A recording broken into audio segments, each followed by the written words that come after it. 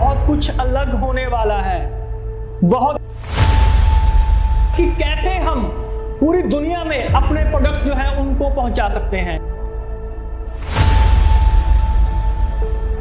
जो हमारे agro products हैं वो बिलीव में बहुत ही अच्छा काम कर सकते हैं।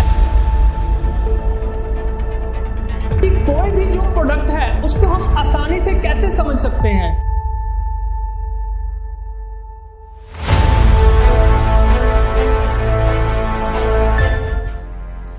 गुड मॉर्निंग फ्रेंड्स, मैं धरिंदर सिंह K1 इंडस्ट्री से आपका बहुत बहुत स्वागत करता हूं। उम्मीद है आप सभी घर में बहुत अच्छे से होंगे। फ्रेंड्स, आज का ये वीडियो है बहुत ही अलग होने जा रहा है। क्यों, ये आपको एंड तक पता चल ही जाएगा, लेकिन इस वीडियो को अगर आप ध्यान से सुनेंगे तो कैसे, उस चीज के बारे में मैं बात करने जा रहा हूं। ज्यादा आपका समय नहीं लूंगा।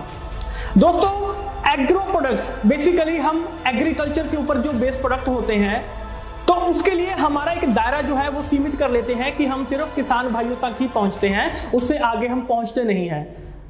तो उस दायरे को कैसे बढ़ाना है, ये थोड़ा सा हमें आउट ऑफ द बॉक्स सोचना पड़ेगा कि कैसे हम पूरी दुनिया में अपने प्रोडक्ट्स जो है उनको पहुंचा सकते हैं, किस तरीके से, इसके बारे में बात करेंगे। डेफिनेटली कि जो किसान भाई हैं वो हमारी फर्स्ट प्रायोरिटी है एग्रो प्रोडक्ट्स के बारे में, लेकिन उसके अलावा और कौन इस प्रोडक्ट को यूज कर सकता है उसके बारे में बात करने जा रहा हूं। तो सबसे पहले आते हैं हमारे किसान भाई। डेफिनेटली उन तक हमें पहुंचना ही पहुंचना है। दूसरे नंबर पे और किसको हम बता सकते हैं इसके बारे में बात करने जा रहा हूं। तो दूसरे नंबर पे आते हैं हमारे सीड स्टोर शॉप, यानी कि जहां पे किसान बीज लेने आता है, वो अपना बीज कहां से खरीदता है, तो वहां तक क्या हम नहीं पहुंच सकते? अगर सीड स्टोर के ऊपर आपका प्रोडक्ट पड़ा होगा तो जब किसान वहां पे जाएगा तो सीड स्टोर वाला उसको क्या बताएगा कि बाबूजी ये प्रोडक्ट है, इसको साथ में लेके जाएंगे तो फसल और अच्छी होगी, इसको साथ में लेके जाएंगे तो जो फूल है वो और अच्छा होगा, आपके पशु के लिए और अच्छा होगा, आपकी फसल के लिए और अच्छा होगा। तो आपका प्रोडक्ट बिकेगा कि नहीं बिकेगा, कमेंट जरूर कीजिएगा। उसके अलावा और कौन प्रोडक्ट को खरीद सकता है? उसके अलावा जो पेस्टिसाइड हैं, जो इंसेक्टिसाइड हैं, जो फर्टिलाइजर की शॉप्स हैं, जहां से किसान अपनी फसल के लिए, अपनी फसल को सुरक्षित रखने के लिए जो केमिकल, जो फर्टिलाइजर खरीदने जाता है, वो आपके कस्टमर बन सकते हैं। क्यों नहीं बन सकते यार? बनाने वाला चाहिए। हर जगह पे हमारा प्रोडक्ट होना चाहिए, तभी हमारे जो कस्टमर है, हमारा जो बिजनेस है वो डेफिनेटली ग्रो होगा। लेकिन बस समय है कि उन तक पहुंचने का। उसके अलावा कौन हो सकता है? उसके अलावा भी कोई और है, बिल्कुल, नर्सरी वाले। जहां पे नर्सरीज होती हैं, शहर में भी होती हैं, गांव में भी होती हैं। अब नर्सरी वाले हमारे कस्टमर कैसे हो सकते हैं? वो वहां पे पनीरी लगाते हैं, वहां पे जो शहर के लोग हैं वो पेड़ पौधे लेने आते हैं, अपने घर को सुंदर बनाने के लिए आते हैं। तो क्या वो हमारे कस्टमर नहीं हो सकते हैं? डेफिनेटली हो सकते हैं। जहां भी कहीं हरियाली है वहां पे हमारे कस्टमर हो सकते हैं, स्पेशली एग्रो प्रोडक्ट्स के। तो इस चीज का हमने ध्यान रखना है कि हमारी जो पहुंच है वो हर जगह पे होनी चाहिए। उसके अलावा भी कोई और है, बिल्कुल है, जो माली होते हैं, जो घर घर में जाके गार्डनिंग करते हैं, बगीचे की देखभाल करते हैं। भाई आजकल जो लोग हैं वो अपने घर को ज्यादा से ज्यादा सुंदर बनाना चाहते हैं, तो उसके लिए वो क्या करते हैं? उसके लिए वो गार्डनर को रखते हैं, वो माली को हायर करते हैं। वो कहते हैं कि आपका काम है कि हमारे बगीचे की देखभाल करना, ताकि जो हमारा घर है वो सुंदर दिखे। तो माली क्या कर सकते हैं? माली ओनर को कह सकते हैं कि ये प्रोडक्ट यूज कीजिए, आपका जो घर है वो और सुंदर दिखेगा। क्यों? क्योंकि फूल पौधे और अच्छे दिखेंगे, घास वगैरह और अच्छी दिखेगी। तो वो माली क्या करेगा कि ये केमिकल है? जी नहीं, ये नेचुरल प्रोडक्ट्स हैं, ये हर्बल प्रोडक्ट्स हैं, इनका कोई साइड इफेक्ट नहीं है। तो वो ओनर परचेज करेगा कि नहीं करेगा? वो हमेशा अपने माली की बात सुनेगा। तो अगर हम उनको अपना कस्टमर बना लें, माली को, तो क्या कुछ नहीं कर सकते? हर गली में, हर मोहल्ले में, हर कॉलोनी में आपके कस्टमर छुपे बैठे हैं। बस जरूरत है तो उनको ढूंढने की कि कैसे हम उन तक पहुंच बना सकते हैं। इसके अलावा क्या और भी कोई है? इसके अलावा डेफिनेटली इसके अलावा स्कूल हो गए, कॉलेजेस हो गए, क्या वहां पे बाग बगीचे का काम नहीं होता है? मॉल्स हो गए, मैरिज पैलेसेस हो गए, क्या वहां पे बाग बगीचे का काम नहीं होता है? पेड़ पौधे नहीं लगते हैं? क्यों नहीं लगते हैं? डेफिनेटली लगते हैं। हर कोई अपने एरिया को सुंदर बना के रखना चाहता है। तो इसके लिए जो हमारे एग्रो प्रोडक्ट्स हैं वो बिलीव में बहुत ही अच्छा काम कर सकते हैं, लेकिन सिर्फ कसर है तो आपके वो उन तक पहुंचने की। आप अपना दायरा बढ़ाइए, आप खुद देखेंगे आपकी छांव के नीचे, आपके पड़ोस में बहुत सारे कस्टमर छुपे बैठे हैं, लेकिन जब एग्रो प्रोडक्ट्स की बात आती है तो माय डियर फ्रेंड्स, हम जाते हैं सिर्फ गांव की तरफ, हम भागते हैं किसान भाइयों के पास। किसान भाई आप पे भरोसा करेंगे, वो तो फर्टिलाइजर वाली शॉप पे भरोसा करता है, वो तो बीज शॉप वाले के ऊपर भरोसा करता है, वो आपके ऊपर भरोसा क्यों करेगा? भरोसा बनता है धीरे धीरे, तो धीरे धीरे ही भरोसा बना के रखिए, तो डेफिनेटली आप बहुत आगे तक जा सकते हैं। जहां कहीं भी हरियाली हो तो वहां तक आप वहां पे डेफिनेटली पहुंच सकते हैं। तो दोस्तों, आज का जो मेरा दूसरा विषय है वो है कि कोई भी जो प्रोडक्ट है उसको हम आसानी से कैसे समझ सकते हैं। मैं बात ज्यादा लंबी नहीं लेके जाऊंगा कि कोई भी अगर प्रोडक्ट है तो उसको हम आसानी से कैसे समझ सकते हैं। बहुत सारे लोग हैं, देखिए अब हम हर जगह पे लैपटॉप नहीं लेके जा सकते हैं, हर जगह पे फोन पे पीपीटी नहीं दिखा सकते हैं, हर जगह पे वीडियोस वगैरह नहीं दिखा सकते हैं। तो अगर हम खुद आसानी से समझ लेंगे तो दूसरों को भी आसानी से समझा देंगे। मैंने बहुत सारी मीटिंग्स में देखा है, बहुत सारी ट्रेनिंग्स में देखा है कि लोग बैठे हैं, सुनते हैं, लेकिन दोबारा से फिर अपने हफ्ते बाद पूछते हैं कि सर इसको लेना कैसे है, सर इसमें क्या क्या चीजें हैं। अरे जब हम उसको आसानी से बता देंगे तो सामने वाले को भी आसानी से याद होगा और वो दूसरे को भी आसानी से याद करवा सकता है, बता सकता है कहीं पे भी, चाहे आपके पास थोड़ा सा समय हो।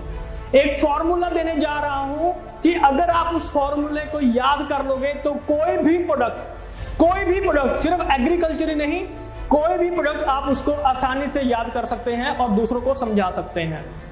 तो सबसे पहली चीज जो होती है, 4 पॉइंट्स में किसी भी प्रोडक्ट को आपने डिवाइड कर लेना है। 4 पॉइंट्स में पहला पॉइंट होता है इंग्रेडिएंट, यानी कि उसके अंदर क्या चीज है, उसके अंदर क्या चीज मौजूद है, वो पॉइंट होता है। दूसरा होता है उसका मैकेनिज्म ऑफ एक्शन, यानी कि वो काम कैसे करता है, तो हम उसको आसानी से समझा सकते हैं कि ये ऐसे काम करता है।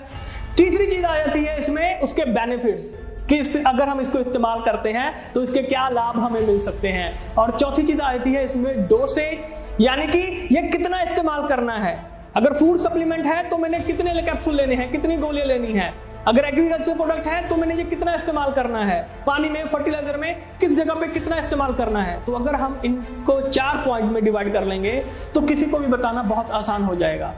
फॉर एग्जाम्पल मैं बात करता हूं आज हमारे कीवा के एग्रो 80+ प्रोडक्ट के बारे में, कि कीवा का जो एग्रो 80+ प्रोडक्ट है वो क्या काम करता है, वो कैसे काम करता है, वो क्यों लेना चाहिए हमें। कि वो एग्रो 80+, जो उसमें सबसे पहली चीज जैसे कि मैंने आपसे बात की थी कि इंग्रेडिएंट क्या है उसके, 2 चीजें हैं जी उसमें। पहला तो है 80% एक्टिव इंग्रेडिएंट, जिनको कि नॉन आयनिक सरफेक्टेंट बोलते हैं। अब देखिए ये थोड़े से भारी शब्द हैं, हमें भारी शब्दों का प्रयोग नहीं करना है, आसान भाषा में समझाना है उनको कि जी 80% एक्टिव इंग्रेडिएंट मीन कि जी जो चिकनाहट को खत्म करने का काम करते हैं, सिंपल सी बात है। और 20% इसमें इनएक्टिव इंग्रेडिएंट होते हैं, तो आसानी से ये याद हो जाएगा। अब आगे चलते हैं कि इसका मैकेनिज्म ऑफ एक्शन क्या है, ये काम कैसे करता है। सिंपल सी चीज है, ज्यादा दिमाग नहीं लगाना है, सिंपल सी चीज है, 3 तरीके से काम करता है।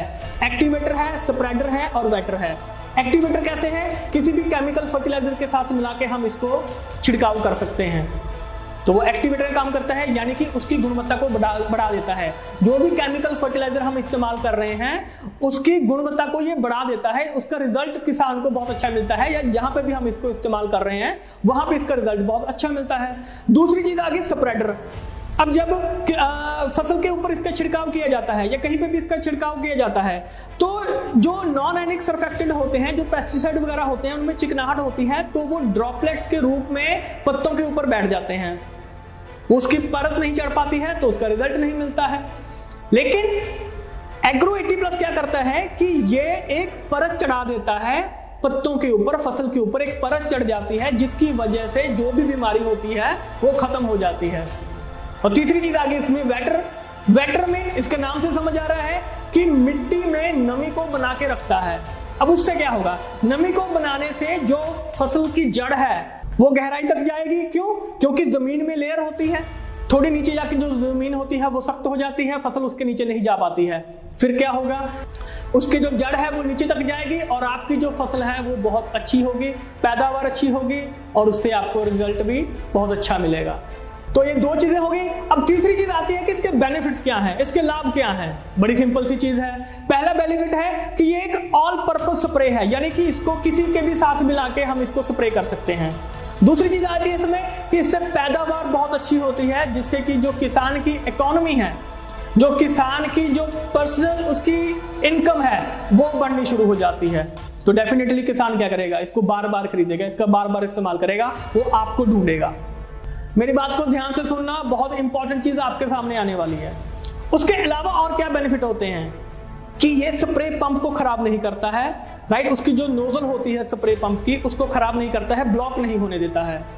उसके अलावा इसके और बहुत सारे बेनिफिट हैं, जैसे नॉन फाइटोटॉक्सिक है। अब ये बड़ा शब्द है, इसको अगर मैं आपको आसानी से बताऊं कि जो बीजों के अंकुरित होने का समय है, जो उनकी परसेंटेज है बीजों के अंकुरित होने की, उसको बढ़ा देता है। अगर पहले 100 में से 80 बीज आपके अंकुरित हो रहे हैं, तो अब 90, 92, 95 तक जो आपके बीज हैं वो अंकुरित होने शुरू हो जाएंगे, यानी कि जितने बीज आप बोए हैं उससे उतनी अच्छी पैदावार आपको मिलनी शुरू हो जाएगी। तो ये फायदे का सौदा है या घाटे का सौदा है? डेफिनेटली फायदे का सौदा है। तो ये देना चाहिए कि नहीं देना चाहिए? अजी 100% देना चाहिए, लेकिन अगर हम बताएंगे तो सामने वाला लेगा। इसके अलावा और भी बेनिफिट हैं इसके। बायोडिग्रेडेबल है। बायोडिग्रेडेबल क्या करता है? ये बेसिकली समय के साथ मिट्टी में मिल जाता है, यानी कि नेचर को कोई नुकसान नहीं पहुंचाता है और वो सुरक्षित रहती है।